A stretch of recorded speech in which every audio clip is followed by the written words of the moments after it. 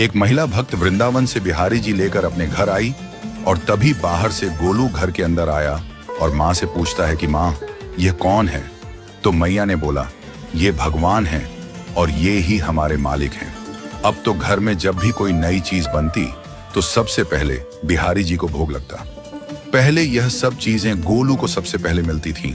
इससे गोलू बहुत छिड़ने लगा और मन ही मन ठाकुर जी को कोसने लगा। एक दिन गोलू की माँ काम पर जाते समय बोली, गोलू, यमुना जी से मटके में जल भर कर लाना।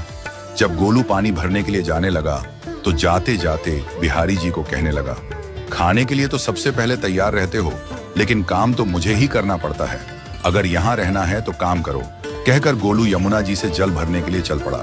गोलू जब यमुना जी में जल भरने लगा तो उसने देखा कि यमुना जी के अंदर बिहारी जी विराजमान हैं और कह रहे हैं, ला गोलू, घड़ा हम भर देते हैं।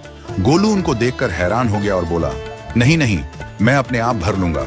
लेकिन ठाकुर जी ने उसके हाथ से घड़ा ले लिया और भरकर घर ले आए। गोलू घर आकर डर रहा था कि अगर माँ को पता लगा कि मैंने ठाकुर जी से काम करवाया है तो आज मेरी पक्की पिटाई होगी। माँ ने घर आकर बिहारी जी को गीले कपड़ों में देखा तो एकदम से हैरान हो गई और कहने लगी कि गोलू, ये जरूर तेरी शरारत है, जरूर तूने ही इन पर जल डाला है। गोलू ने अपनी माँ को समझाने का बहुत प्रयास किया, लेकिन माँ ने उसको डांट कर चुप करा दिया और ठाकुर जी के भीगे हुए वस्त्रों को बदलने लगी। अगले दिन जब माँ ने गोलू को अनाज पिसवाने का काम दिया तो बिहारी जी फिर अनाज का कनस्तर ले आए और माँ को ठाकुर जी के वस्त्रों के ऊपर सूखा आटा पड़ा मिला।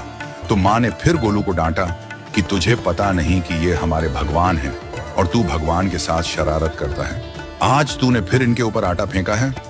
तो गोलू शपथ लेकर कहने लगा, नहीं माँ, मैंने कोई शरारत नहीं करी है। ये तो मेरे हाथ से गेहूं का कनस्तर लेकर खुद पिसवा कर आए हैं। गोलू की माँ आज बहुत गुस्सा हुई। अगले दिन फिर माँ बोली, बेटा गोलू, आज तुम्हारे बाबा बाहर गांव से वापस लौट आएंगे।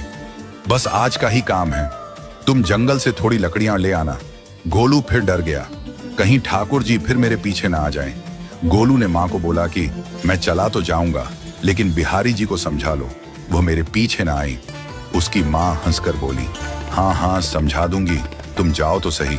गोलू जल्दी जल्दी लकड़ियां लेने जंगल में चला गया और माँ काम पर चली गई। लेकिन उस दिन माँ काम से जल्दी वापस आ गई और देखा बिहारी जी अपनी चौकी पर विराजमान नहीं है। वह तो एकदम से घबरा गई कि कहीं गोलू की शरारत तो नहीं। वह भागी भागी जंगल की तरफ गई।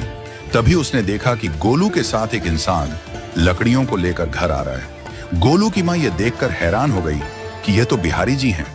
ये क्या हमारे भगवान हमारा काम कर रहे हैं? इसका अर्थ गोलू ठीक